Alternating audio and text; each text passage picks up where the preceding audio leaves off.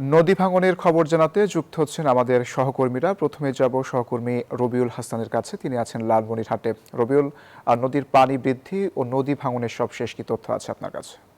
অঙ্কুর, আপনি যেমনটি বলছেন যে আজকে কিন্তু সকাল থেকে তিস্তার পানি বিপদসীমার 5 সেন্টিমিটার নিচ দিয়ে কিন্তু প্রবাহিতর পর আজ বিকাল 3টায় কিন্তু তা বিপদসীমার 1 সেন্টিমিটার উপর দিয়ে কিন্তু পানি প্রবাহিত হচ্ছে। এবং আপনারা জানেন যে ভারতের গজলডোবা এবং অতিবৃষ্টির কারণে কিন্তু সেই পানিটি ধেয়ে আসছে বাংলাদেশে এবং তিস্তা নদীতে। এই পানির চাপে কিন্তু ব্যারেজ পয়েন্টে 1 সেন্টিমিটার উপর দিয়ে প্রবাহিত হচ্ছে এবং তিস্তা নদীর পানি কিন্তু ক্রমেই বৃদ্ধি পাচ্ছে এবং পানি বাড়ছে। এই বাড়ার ফলে কিন্তু লালমনিরহাটের 5টি উপজেলার যে নিম্ন অঞ্চল আছে, বিশেষ করে চর এলাকা আছে, সেই চর এলাকায় কিন্তু পানি নিমজ্জিত এবং রাস্তাঘাট তলিয়ে গেছে।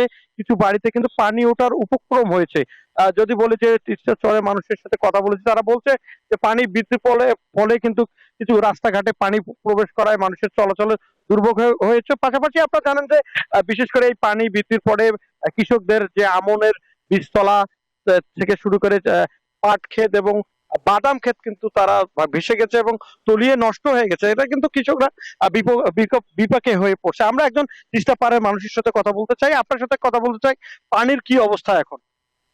পানির অবস্থা তো যখন পানি বেশি বৃদ্ধি পায় তখন তো ভয়াবহ অবস্থা। ওই পাড়ের মানুষের বেশি সমস্যা, আমরা যখন উপরে আছি আমাদের সমস্যাটা কম।